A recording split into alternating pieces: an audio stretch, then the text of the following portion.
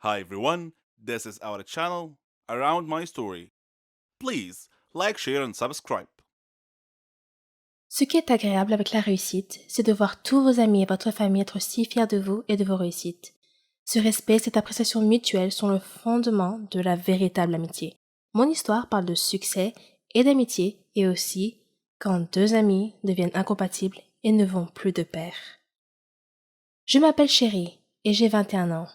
J'avais une amie qui s'appelait Margot. Elle n'était pas seulement mon amie, elle était ma meilleure amie, ma sœur. Elle était tout pour moi. Nous étions semblables à bien des égards, même dans nos passe-temps et nos rêves. Après la mort de mon père, maman et moi avons déménagé dans le quartier de Margot, car sa mère était la meilleure amie de ma mère. Je n'avais que 3 ans à l'époque, alors Margot et moi avons pratiquement grandi ensemble. À l'école, nous partagions les mêmes classes, étudions ensemble et faisions même équipe dans les labos. Elle et moi rêvions toutes deux de devenir pharmaciennes. J'ai eu du mal au lycée, mais je m'en suis sortie grâce au soutien et aux encouragements de Margot. Je n'avais pas autant de liberté et d'indépendance qu'elle, car ma mère me surprotégeait. C'est à ce moment-là que mon histoire a vraiment commencé. Lorsque j'ai décidé de m'inscrire à la faculté de pharmacie, Margot m'a demandé pourquoi j'avais choisi cette spécialité. Je lui ai répondu que mon père était mort d'une maladie maligne, incurable, et que mon rêve était de trouver un remède à cette maladie pour sauver des vies. J'ai étudié dur et je me suis inscrite avec succès à la faculté de pharmacie.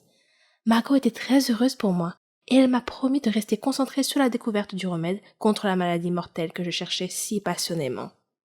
Je lui ai demandé de rester à mes côtés à tout instant, ce qu'elle a fait avec plaisir.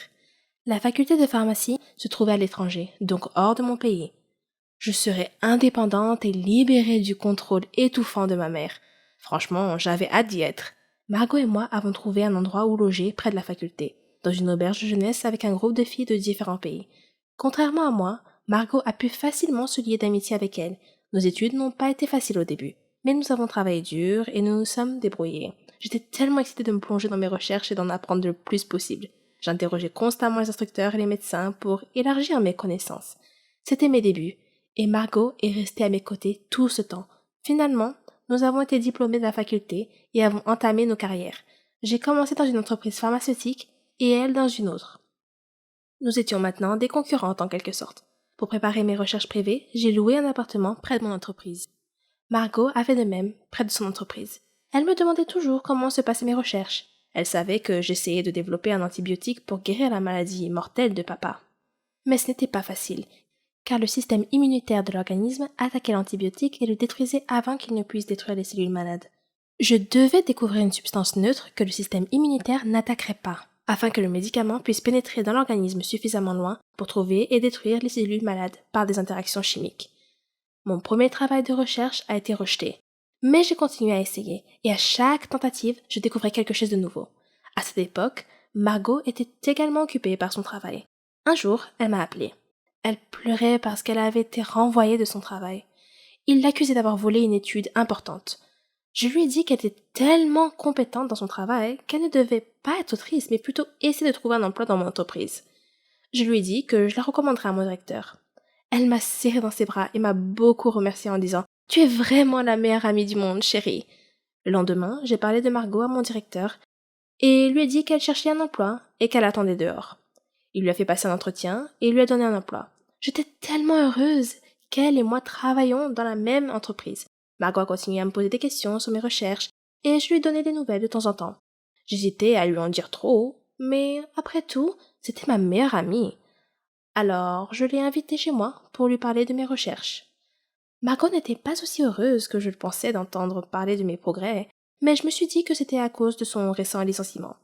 Mes recherches personnelles prenaient tout mon temps. Elles étaient même plus importantes que mon travail. Un jour, lorsque je me suis présentée au travail, mon responsable m'a dit qu'il n'avait plus besoin de moi et que j'étais licenciée, virée. J'étais choquée et j'ai demandé pourquoi. Il m'a répondu que je passais trop de temps à la maison à faire mes recherches personnelles et trop peu de temps au travail. Il m'a dit qu'il avait envoyé plusieurs lettres à mon domicile me demandant de revenir travailler et que je ne lui avais pas répondu et que je n'étais pas revenue au travail. Il m'a dit que ma colocataire, Margot, avait reçu les lettres en mon nom et avait promis de les remettre.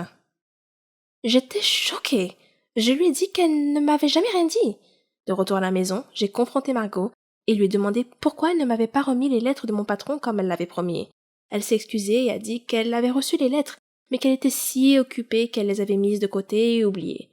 Je lui ai pardonné, mais j'ai eu l'impression qu'elle n'était pas tout à fait honnête avec moi.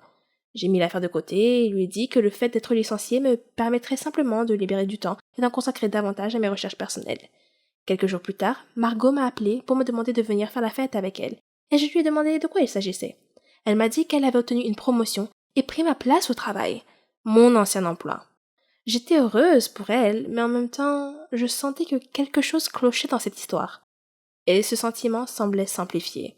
Le temps s'est écoulé et mes expériences ont finalement été couronnées de succès. J'avais réussi à trouver le médicament qui pouvait détruire les cellules malades. J'étais aux anges. Papa aurait été si fier de moi. J'ai appelé Margot et lui ai parlé de ma découverte. Elle m'a dit « Oh, chérie, tu as réussi! Tu as découvert le remède! » Je lui ai dit que j'avais l'intention de présenter bientôt mes recherches à une autre société pharmaceutique, une société qui était meilleure que la précédente qui m'avait licenciée. Elle avait l'air heureuse pour moi, mais avait un regard étrange. Je me sentais fatiguée et j'ai souhaité bonne nuit. Elle m'a dit qu'elle allait rester debout un moment, alors je me suis endormie. Quand je me suis réveillée le lendemain matin, j'ai trouvé mon espace de recherche en désordre et mes données de recherche avaient disparu. J'ai réveillé Margot et lui ai dit que quelqu'un avait volé mes recherches la nuit dernière. Elle a dit « Ce n'est pas possible. Qui d'autre que toi et moi était au courant de tes recherches ?» J'ai dit « C'était peut-être mon ancien directeur. Peut-être qu'il avait deviné que j'avais fait une avancée. » Je ne sais pas. J'ai appelé la police pour signaler l'effraction et le vol de mes données de recherche, mais ils n'ont trouvé aucune preuve de l'identité du coupable. Je suis retournée dans mon pays d'origine, déçue et abattue. J'ai trouvé un autre emploi, dans une entreprise proche de chez moi. De nombreux mois s'étaient écoulés. Je n'étais plus en contact avec Margot. Nous avions perdu le contact quelque part en cours de route. Et puis un jour, maman regardait la télévision. Quand elle a soudain vu une émission qui allait parler d'un nouveau médicament qui traiterait et guérirait la maladie maligne de papa. Ils allaient interviewer l'inventeur de ce remède miracle. Je me suis assise, captivée. Je devais la regarder. Quand le journaliste présenta l'invité, c'était Margot. Je ne pouvais pas en croire mes yeux. C'était elle. Elle avait volé mes recherches. Ma soi-disant meilleure amie m'a trahie. Et je l'avais traitée comme une sœur. Ça m'a profondément blessée. J'ai intenté une action en justice contre elle et j'ai récupéré mes recherches et le mérite de la découverte du remède. Donc ça, c'est bon. Mais la seule chose qui n'a jamais pu être réparée et pour laquelle il n'y avait pas de remède, c'était l'ancienne relation entre nous. Elle m'avait poignardé dans le dos et détruit ma foi en l'humanité. Et je pense que je ne trouverai jamais de remède à cela. Presque toutes les filles rêvent d'être une princesse de Disney, d'être comme Cendrillon qui a épousé le prince, ou Blanche-Neige, la plus belle de toutes. Mon histoire est un peu de ce genre, mais les contes de fées ont généralement une fin heureuse, n'est-ce pas? Mais la mienne... Eh bien, je vous laisse en juger par vous-même. Je m'appelle Rona et j'ai 17 ans. Je vis avec mes parents et ma sœur Célina. À l'école, j'étais comme une princesse. J'adorais tous mes amis. Et ils m'adoraient. J'excellais dans tout. J'étais la meilleure chanteuse de l'école, j'étais très sportive et je pratiquais tous les sports. Mon seul défaut était mes cheveux, qui étaient trop frisés et trop moches à mon goût. Je pense que le coiffeur les a appelés bouclés, juste pour réconforter les gens comme moi. Mais frisé n'est pas bouclé. Pas dans mon agenda. J'admets que les cheveux frisés peuvent être attrayants sur certaines personnes, mais le look le plus ravissant pour moi, ce sont les cheveux longs et lisses. De beaux cheveux raides peuvent rendre n'importe quelle fille belle, même si elle n'a pas de beaux traits. Oh, comme j'enviais certaines filles de mon école avec leurs cheveux longs et soyeux. Bien sûr, ma princesse Disney préférée était Réponse. Je rêvais toujours d'être elle. À mon avis, c'était la plus belle princesse de l'univers Disney. Les souffrances qu'elle a endurées et le fait d'avoir finalement obtenu ce qu'elle méritait, sans parler de sa chevelure dorée et soyeuse, bien sûr. La façon dont elle brillait au soleil. Qu'est-ce que je ne donnerais pas pour avoir des cheveux comme ça? J'ai tout essayé pour améliorer mes cheveux. Je les ai shampouinés, mais ils gonflaient comme la fourrure d'un chien poméranien, si vous en avez déjà vu un. J'ai utilisé la crème lissante pour cheveux, mais ils ressemblaient alors à une route pavée avec de la mélasse répandue dessus. J'ai essayé des appareils électriques, mais ils n'ont pas aidé non plus. Ne vous moquez pas de moi. C'est la vérité. Chaque jour, je rêvais d'avoir des cheveux lisses. Puis, un jour, J'ai vu une publicité alors que je discutais avec mes amis.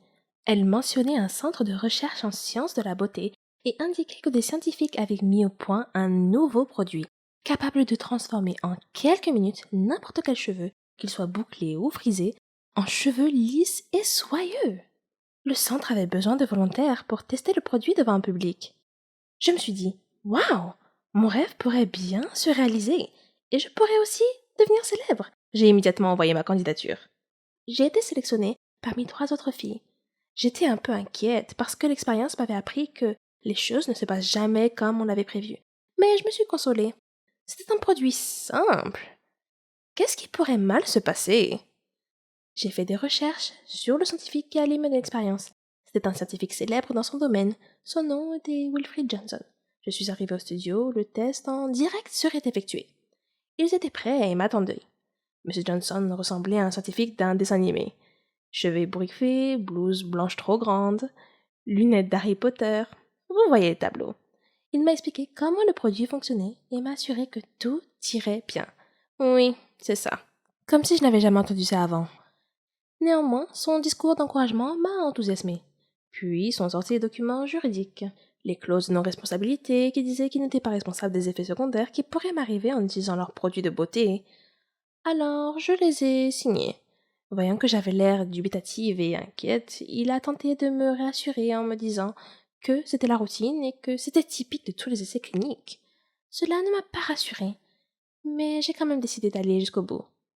J'avais invité mes amis à venir assister à l'expérience. Elle était organisée comme une grande conférence. En plus de M. Johnson, il y avait des journalistes, des photographes et 2 autres médecins dans la salle. M. Johnson a commencé à expliquer le produit pour le bien du public. Je me tenais à l'écart de la scène en attendant d'être appelé. Enfin, ils étaient prêts pour nous et nous ont appelés sur la scène, où nous avons pris place dans leur fauteuil de coiffure. Des scientifiques ont mélangé divers liquides multicolores dans des flacons de laboratoire sur une table voisine de la scène.